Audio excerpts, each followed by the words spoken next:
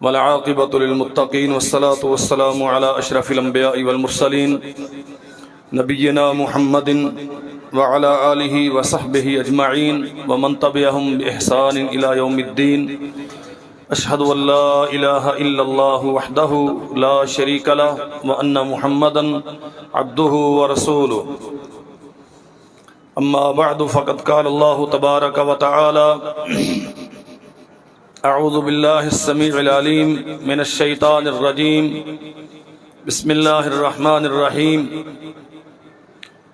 قد سمع اللہ قول التی تجادلک فی زوجها وتشتکی الی اللہ واللہ یسمع تحاورکما ان اللہ سمیع بصیر۔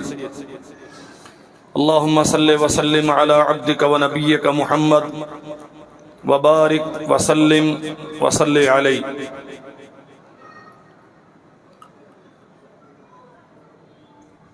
انسان اپنی عقل و دانش اور قوت و طاقت میں جس قدر بھی ممتاز کیوں نہ ہو، اعمال صالحہ کی توفیق اللہ کی طرف سے ہوتی ہے۔ اللہ ذوالجلال والاکرام جنہیں توفیق سے نوازتا ہے وہی اس کے لیے سربسجود ہوتے ہیں۔ بہت بڑے بڑے دانا اور طاقتور لوگ اس سعادت سے محروم ہیں۔ اللہ ذوالجلال والاکرام نے ہم پہ فضل و احسان فرمایا۔ اس عظیم الشان مسجد اور مرکز میں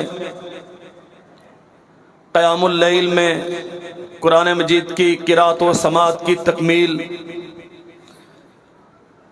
یہ خالصتاً اللہ کا فضل ہے اور ہم اس پہ اللہ ذوالجلال والاکرام کا بے پناہ شکر ادا کرتے ہیں۔ صحابہ کرام رضوان اللہ علیہم اجمعین سے زیادہ نیک عمل کرنے والا، اللہ کی اطاعت و فرما برداری میں محنت کرنے والا، بندگی میں، گرہ آزاری میں، خشیت میں بہت زیادہ وقت صرف کرنے والا کسی امت میں کوئی نہیں ہے۔ لیکن زبان پہ ہمیشہ یہ کلمہ رہتا تھا، الحمدللہ، ہاں، اللہم لولا انت مہتدینا ولا تصدقنا ولا صلینا والقیا سکینۃ علینا وثبت الاقدام الا قینا۔ اگر ہم مسلمان ہوئے ہیں تو یہ تیرا احسان ہے کہ ہم نے کلمہ پڑھا ہے۔ ہم نماز کے لیے آئے ہیں تو یہ تیرا فضل ہے کہ ہم نے نماز پڑھی ہے۔ ہم صدقہ کرتے ہیں، ہم جہاد کرتے ہیں، یہ اصحاب رسول کے الفاظ ہیں۔ اللہ اگر تو توفیق نہ دیتا نہ ہم نماز پڑھ سکتے نہ ہم صدقہ دے سکتے۔ جتنے بھی نیک کام ہیں کرنے والا ہی کرتا ہے، لیکن توفیق اللہ ذوالجلال والاکرام کی طرف سے ہوتی ہے۔ الحمدللہ الذی ہدانا لہذا وما کنا لنہتدی لولا ان ہدانا اللہ۔ تمام تعریفیں اس اللہ کی ہیں جس نے ہمیں توفیق دی۔ یہ قاری صاحب محترم نے قرآن مجید سنایا، آپ سب نے سنا، منتظمین نے اس کا انتظام کیا۔ وما کنا لنہتدی لولا ان ہدانا اللہ۔ ہم سے زیادہ عقل و دانش کے مالک اپنے گھروں میں ہیں، بازاروں میں ہیں، دنیا کے چکروں میں الجھے ہوئے ہیں، ان کے پاس فرصت نہیں تھی، نہیں انہیں توفیق نصیب ہوئی۔ اگر ہم اس گھر میں اللہ ذوالجلال والاکرام کے اس مقدس گھر میں بیٹھے ہیں تو یہ اس کا احسان ہے، اور اس احسان پر ہم پر اس کا شکر واجب ہے۔ اللہ ہم تیرا شکر ادا کرتے ہیں، تو نے ہمیں اس توفیق سے نوازا اور ہم یہ سارا عمل مکمل کرنے والے بنے۔ شکر زبان سے کرنا، اپنی نیت سے، اپنے اعمال سے عاجزی انکساری کا اظہار کرنا، اور پھر قبولیت عمل کے لیے اللہ ذوالجلال والاکرام سے دعا کرنا، قرآن مجید پڑھنا اور مصحح سنانا، اتنے اہتمام کے ساتھ اس کا سننا، اور اس کے دیگر لوازمات، سحریوں کا اہتمام ہوا، افطاریوں کا انتظام ہوا۔ بہت سارے لوگ یہاں آ کے الحمدللہ سحری افطاری میں اپنا حصہ وصول کرتے رہے، یہ سارا کچھ اللہ ذوالجلال والاکرام کے فضل کے نتیجے میں ہوا۔ ہم پہ واجب ہے کہ ہم نے جتنا کام کیا ہے اسی قدر ہم عاجز ہوں، اسی قدر ہم منکسر ہوں، اللہ ذوالجلال والاکرام کے سامنے اور زیادہ جھکنے والے ہوں کہ تو نے احسان کیا، ہم نے تیری رضا کے لیے یہ عمل کیا، اب ایک احسان مزید کر کہ ہمارا یہ عمل قبول کر لے، اور پھر احسانات کا سلسلہ قیامت تک ہم پہ قائم رکھ کہ ہم جو بھی عمل کریں تیری بارگاہ میں وہ مقبول ہو جائے، اور یہ قبولیت ہماری واپسی تک، ہمارے مرنے تک قائم رہے، تاکہ ہمارے آنکھیں بند کرنے کے بعد یہ اعمال ہمارے کسی کام آ سکیں۔ انسان اپنے اعمال کے اعتبار سے کبھی بڑا نہیں ہو سکتا۔ ہم محنت کے پابند ہیں، ہم مشقت کے پابند ہیں۔ آپ آنے جانے والی ہر سانس کے ساتھ اللہ ذوالجلال والاکرام کا شکر ادا کریں اور اس کی بندگی کا حق ادا کرنا چاہیں۔ قسم رب ذوالجلال والاکرام کی 1000 سال ہماری سانسیں چلتی رہیں اور ہر سانس کے ساتھ ہم اللہ کی بندگی کرتے رہیں، اس رب ذوالجلال والاکرام کا حق بندگی ادا نہیں ہوتا۔ ہم ذرا تصور کریں اپنے معمولات پہ، وَالضُّحَىٰ وَاللَّيْلِ إِذَا سَجَىٰ مَا وَدَّعَكَ رَبُّكَ وَمَا قَلَىٰ وَلَلْآخِرَةُ خَيْرٌ لَكَ مِنَ الْأُولَىٰ۔ اللہ ذوالجلال والاکرام نے ہمیں کبھی نہیں چھوڑا۔ جب ہم رب کے دروازے پہ رہے اس نے تب بھی ہمیں تھام کے رکھا، جب ہم نے اس سے منہ موڑا اس نے تب بھی ہمیں تھام کے رکھا۔ اللہ نے تو ہمیں کبھی نہیں چھوڑا۔ ہم کیا حق بندگی ادا کرتے ہیں؟ کر نہیں سکتے۔ میں نے عرض کیا ہم تو کمزور ہیں نا، ہم نے تو اس کا کبھی شعور ہی نہیں کیا، ہم نے تو کبھی اس کی پلاننگ ہی نہیں کی کہ ہم بندگی کا حق ادا کرنے کے لیے کوشش کریں۔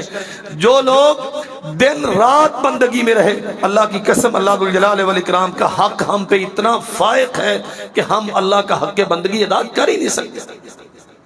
ہاں ایک کام ہم کر سکتے ہیں جس کا اللہ نے ہمیں اختیار دیا ہے، جس کی ہمیں طاقت دی ہے، ہم حد الوسع اپنے آپ کو اللہ کی سپرد کر سکتے ہیں، اپنے معاملات اللہ کی طرف لوٹا سکتے ہیں۔ ما ودعک ربک وما قلی، اور اگر آپ اپنا معاملہ اللہ کی طرف لوٹائیں گے تو اللہ کبھی آپ کو نہیں چھوڑتا۔ میں بہت اختصار کے ساتھ بات کروں گا۔ سیدہ خولہ بنت ثعلب رضی اللہ عنہا 53 سال کی عمر ہے، جناب اوس بن اسامت رضی اللہ عنہ کے نکاح میں ہیں۔ میاں بیوی کی کوئی چپکلش ہوئی۔ جاہلیت کا رواج یہ تھا